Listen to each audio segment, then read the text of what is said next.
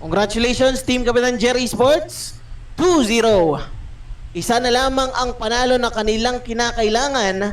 Pero again, may chance pa rin ang Team Aero na balik na rin ang sitwasyon. Kasi this is a best of 5 series.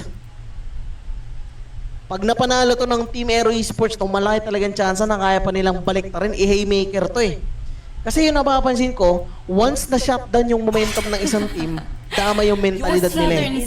It's very rare. Very, very rare talaga guys na after ng snowball games na ginagawa ng isang team na ma-maintain pa rin nila yung composure. Yun kasi yung problema eh.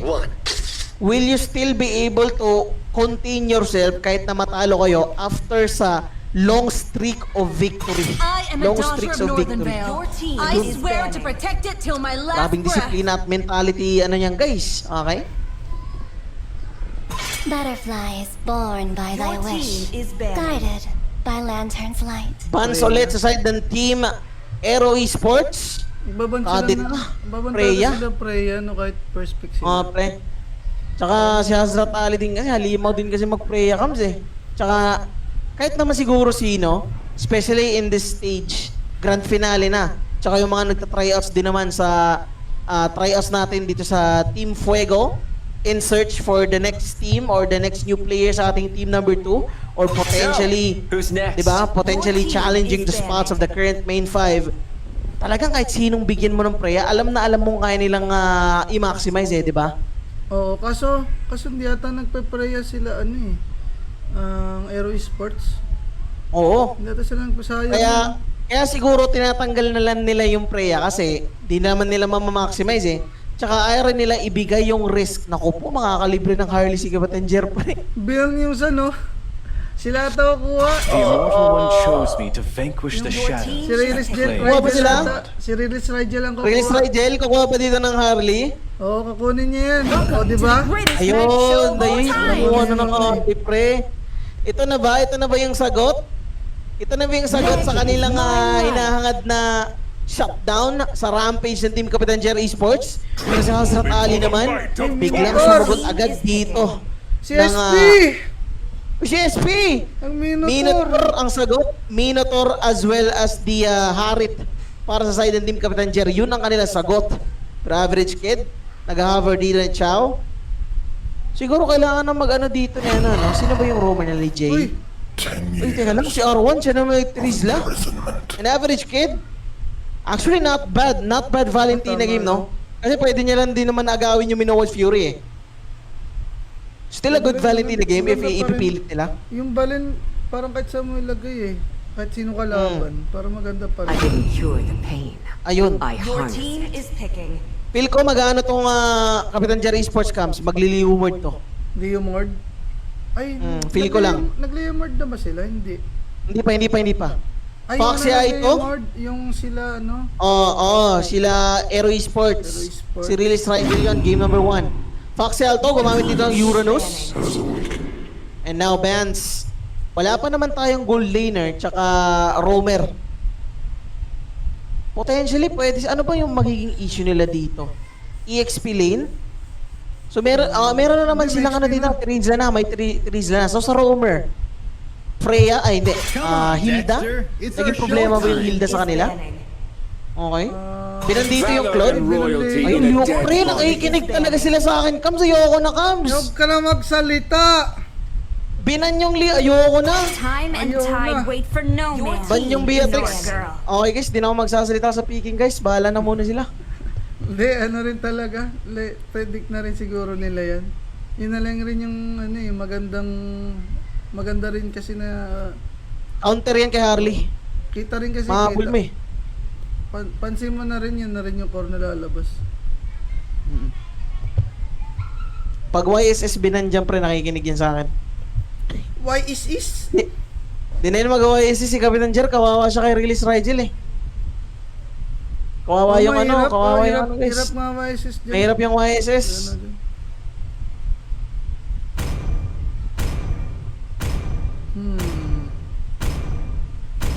Ba, ano pa bang wala dito? Jungle Tapos sila mage. Crowned by heaven's Zed yan. mandate, your team, my legacy shall Parang endure. ang unlikely ng Zed yan, especially sa playstyle ng Team Captain Jer. Ayun na nga. Kimi? Feel ko Kagura to eh. Malaking chance yung Kagura dito, Perds eh. Kagura. Feel ko lang ah. Kayang mapanish eh.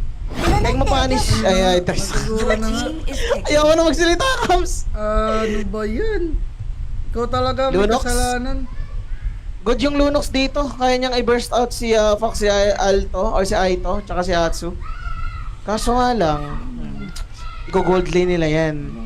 Mahirap eh. Naglo na ba tong ano? Di pa. Di pa nag-glue. Glue? Highly unlikely Hindi dito pala- yung glue. Hindi pala mag-glue yan. Gatot. May Hylos counter set pwede naman rin eh. sila. Pwede rin yung Hylos eh. Daganan lang nila. Para sa Harit. Ako magbi-Mincy ako dyan. May front na kami. Mincy or Mincy. yung ano yung... Mincy or... Mincy or the... Tawag dito? Yung Badang. Yun lang yung naisilip ko eh. Pero okay, nag-Hylos sila. Okay din naman. Si Kane. Gumamit dito ng Nathan. Nathan Gel. Nathan Uy! Gel? Naku, mag-Hanzo! Hanzo, by Kapitan Brain Jer? rot. Brain rot ka, Kapitan Jer. Brain rot. Brain rot. Oh my God, brain rot. Pero alam ko, napipil ko, Kapitan Jer, magtutuklas ka. Magtutuklas siyempre. Kaya mo, Magtutuklas. magtutuklas yan. Nag-Hellcart din yata ito eh, di ba? Oo. Pero feel ko talaga magtutuklas yan eh. Uy bro, baka nga mag-Bruno yun eh. Tutuklas siyempre. Bruno pa. Promise. Hirapan yun Hanzo. Ay, nag-Hanzo! Nag-Hanzo na. Brain rot ka talaga, Kapitan Jer.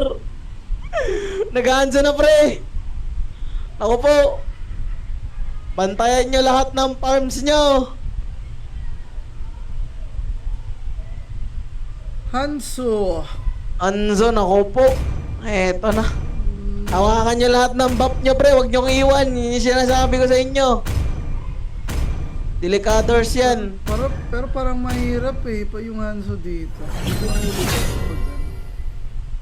Ano lang to, Kams? Iti-take lang to ng Team Captain Jer Esports mid to late game. Late Tsaka game. mga lipos na lang sila. Yan lang. Paano sila? O nga, pang late. Pang late game lang yan, pre. Kukumit lang nila yun ng late game. Is mahirap, hindi nila mahirap yun eh. Harley. Baka Harley to eh. Baka ano lang eh. Huntingin lang tong Hanzo rin eh. Pagka nakalusot yan. Pero okay pa rin naman yung ano. Feel ko okay pa rin naman yung Hanzo kasi kahit naman ultian siya dito ni Release Rigel, matatangkan niya pa rin naman. Hindi naman siya matitake down eh. Kailangan niya lang i-pwesto yung sarili niya properly. And then guys, Para sa'yo, kaninang drop ka? 5 seconds till para the sa akin enemy draft reaches wise, the battlefield. kung execution wise, may execute to yung early to mid stage dito ng side ng team Aero Esports dito ako sa kanila. Kasi mas malakas yung snowball nito eh. Lalo na pag naka-early si Release Rigel, yun lang sa akin. Yung magiging malaking issue lang nila if mas tumagal, magiging problema dito si Kapitan Jer. Saka pwede pa rin mag-split push dito si Kapitan Jer, Kams eh. Oo. Tsaka, alam mo naman, kilala mo naman niya si Kapitan Jer, isa talaga sa pinaka-strength niya is yung farm. Yung farming. Farming. Magsasaka to eh. Gogi. Magsasaka yan. Ako, na-delay pa ng bagya. Binati mo. Bati ko. Alam niyo masasabi ko guys ha, if na-execute ng maayos yung early stage level 4 dito ng Team Aero Esports, malaki talaga yung chance nila na man-rundown nila dito yung Kapitan Jer. Kaso pag di na-maximize ni Release Rigel ang burst ability and early kill potential ng isang Harley, kung mapapatagal nila to, talagang mahihirapan sila. Another thing that they need to be worried about is Hazrat Ali with that Harit. Lalo nang mas pinalakas yung late game ng Harit ngayon. Tapos yung damage ang synchro vision niya. Malapit na mag-level 4 dito si Captain Jer guys. Pinipressure ni Average Kid. Naku, Average Kid. Ayun na, nilabas na yung aswang. Pinaka-ninja. Si Jay ang Ako, kanyang naglibit hinahabol na. na gamit na. No, Ay, ito, pati. revitalize na. Sasaniban na. Ito na, sasaniban. Saniban mo. sayang. Naku, hindi na. Pero ayan, yan yung precious na sinasabi ko eh. Release Rigel. Wala pa siyang binatuhan dito ng Deadly Magic, no? And he needs to start getting the kills. Uy, grabe to si Miss User 123. Ayun na. Biniligan dito ng Deadly Magic pero wala nang follow-up na nangyari. Kaya nasayang lang din na ang ultimate ni Release Rigel. Nawatsu, ganda rin ang kanyang pistuhan dito para ma-reveal ang mga players ng Team Aero Esports. Uy, naku po, R1. Kamunti ka na ma-take down. Pero, para sasabihin ko sa'yo, Kamsa, Kapitan Jet is really doing a great job here when it comes to pressure. Si Pressure, R1 low na, oo. napilitang mag-reset at meron silang pagong. Kaya 4v5 situation yung mangyayari dito. Kahit naago ni Average Kid yung Minowan's Fury, magle-level 4 din naman dito si Mace User, kaya may yun yung overturn na mangyayari. Pero Release Rigel, eto na si Foxy Alto, ginamit na ang kanyang concentration. Backside na nagiging target, nakapag-flicker out. Eto na yung X1, tignan mo! Si Average Kid ang inahabol, nagamit na ang Minowan's Fury, bagsak si Alto sa kamay ni R1. Average Kid, natikdan rin si Foxy Alto. May matitikdan pa ba kaya? Dalawang naging casualty sa side ng Team Kapitan Jer Esports. And now Team Aero. Kala ko malulugi na yung Team Aero doon, pero they were still able to maximize sa nakopyang ultimate ni Average Kid. Yung Minowan's Fury, no?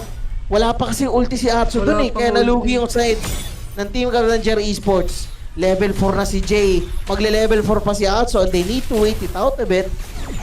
At ayan, level 4 na. Average Kid, paangat ang magiging target. Meron na tayong Zaman Force coming from Hazrat Ali. And they just need to time it perfectly with the combination coming from the Minowan's Fury ni Atsu. Meron na naman tayong agaw. Naghahanap na pwedeng agawin Ako, dito si Average Kid. Ako, tinamaan ng yinyang overtime. Umasim! Umasim ni T. Ang lumibad na ang ating pinaka-ninja aagaw dito ng purple buff. Nakuha ba ni Kapitan Jer? Nakuha nga. Grabe.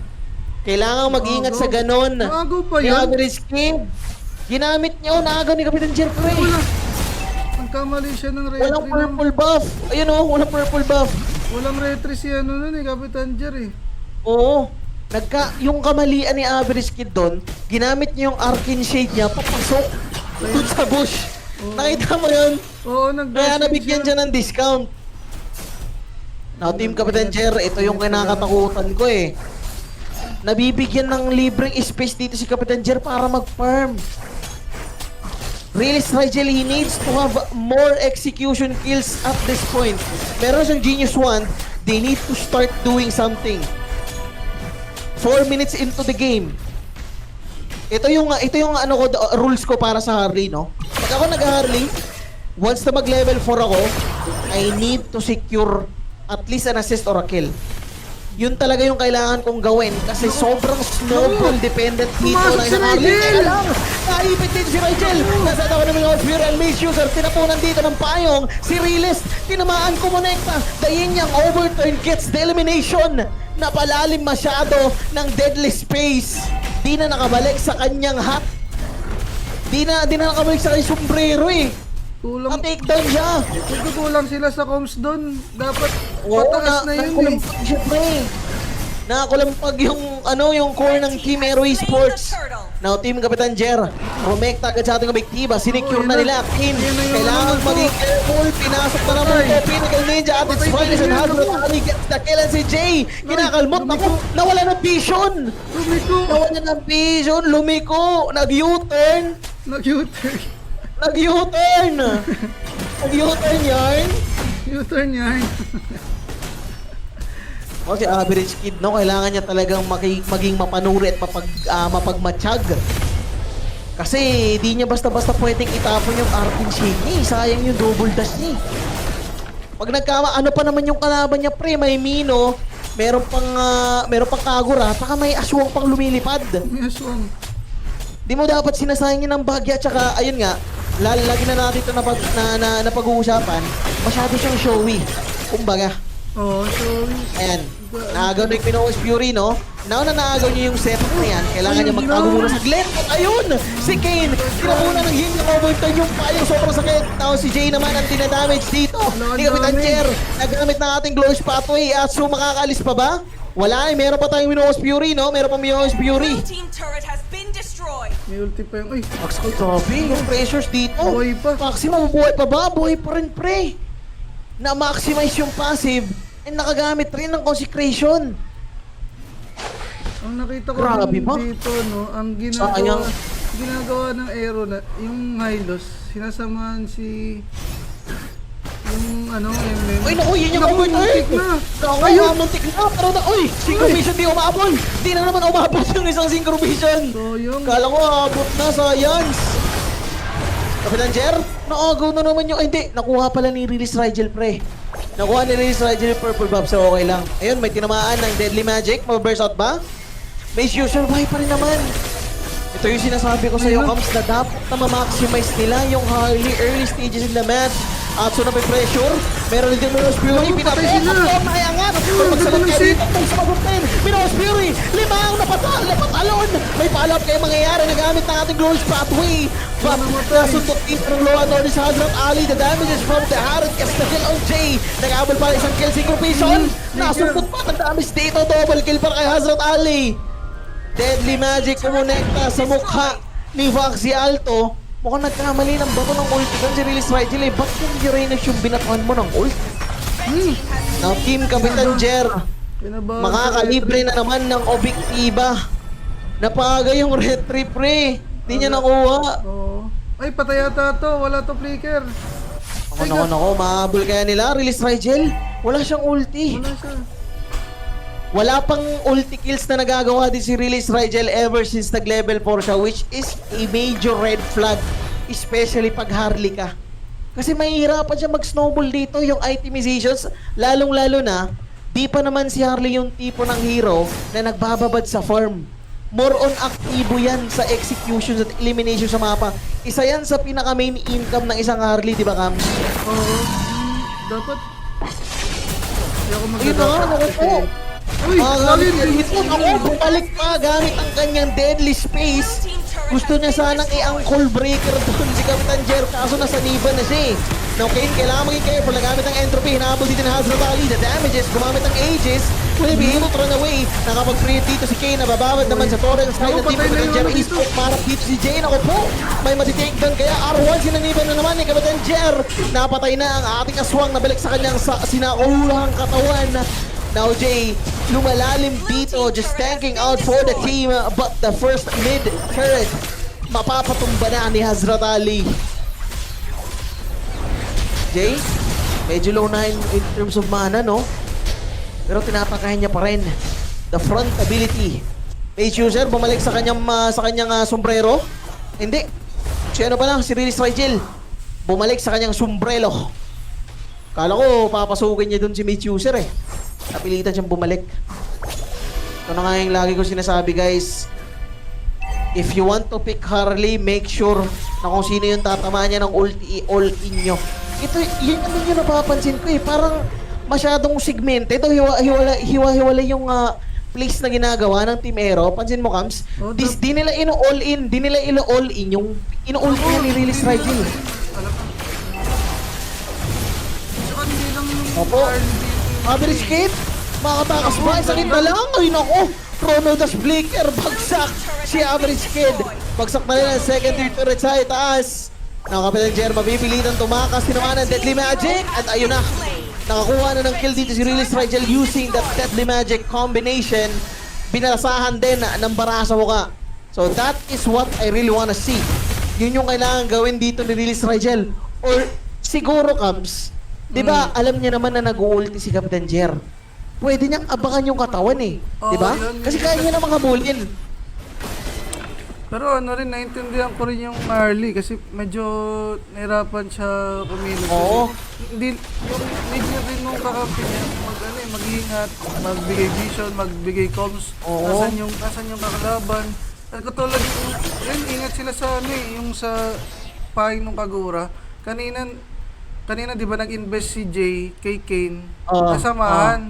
So, kaso hindi siya naging ano eh, hindi siya nagbunga kasi Hindi naman nag-online. Oo, hindi rin nag-online. kasi ano eh, napapatay si Kane noon eh, nung time na yun. Punish din. Tsaka, isa rin sa napapansin ko, nahihirapan talagang gumawa ng place din dito si Release Rigel dahil sa pressure na ina-apply ni Mage User. Kasi Oo, kaya din, siyang oo. i-burst eh. Red team has Tama. slain the Pag gumamit kasi siya ng deadly space, 'di ba? aalis siya dun sa sombrero niya. Kaya siyang i-burst out ng payong eh. Ang Kahit payong. naman bumalik siya, kaya siya i-burst out ng payong. Yun yung isa, yun yung sinabi ko kanina, Kams, yung drafting pa. Isa sa major counter na pwedeng gamitin dito ni Mage User ay yung Kagura. And which is nasilip din nila. Kaya niya kasi pahirapan yung kaya niya pahirapan yung Harley eh. Now, nakuha na ng Team Kapitan Jer ang ating First Lord. Okay, First Lord. Sa laban ng ito. Madaan na dito sa itaas na bahagi, no? Okay, kung na, naagaw man yung Minow's Fury. Zaman Force na gamit. Kunamit, gumugulong na dito ang Harip ng side ng Team Captain Jer. Na-take down nila yung bottom, second, third. At ang mid-side naman ang kanilang gustong butasin si Kane na gamit ang kanyang entropy. Kumakatok na sa kanilang inhibitor third sa itaas. Ang Lord ang obiktima ng Team Kapitan Jer. Bubunggo na. Ito na yung Sirena. Si Reyna kumonekta. Si Kane hinahabol mo kung masasaliban. Naiwasan ang bahagyang damages. Pero sa Kapitan Jer, mapipilito kumalis muna saglit. Now Natsu, andito sa harap. Kumamit ang Minong Spirit sa Abri's Kick. Tapos ginugulungan naman dito ni Mage User. Kasama na si Azat Ali, yung payong. And the Yin-Yang overturn gets the kill on Realist Rigel. Now Team Aero Esports slowly crumbling down in the hands of Team Kapitan Jer. Pasag na ang top individual R1. Kinakalmot na ng aswang. Pati takedown pa. Napatay man ang aswang. Bumalik lang din sa sinauluang katawan dito. Si Kapitan Jer, now Team Jer Esports are going to be finishing the base out. Dalawa na lamang na dito na sa side ng Team Aero Esports. Madedepende pa kaya pag sa Ali. Na-takedown dito si Jay. Isa na lamang Kane. Pumupusod pa rin. But Team Kapitan Jer Esports will secure the victory against Team Aero Esports in this grand finale tryout. Kaya it's safe to say na ang Team Kapitan Jer ang makakalaban ng Main 5 bukas. 3-0 na guys. Congratulations. 3-0 na pre. Ayun, panalo na. Congratulations Team Kapitan Jer Esports. Kayo ang magiging representante bukas na makakalaban ng Team Fuego Main. Hala. Hello! Kapitan Ala! Jer versus Team Fuego? Kapitan Jer versus Team Fuego. Ayan na, nako! Yan na, magagalaban namin sila guys. Ayan na yung sinasabi ko sa inyo eh. Digma na!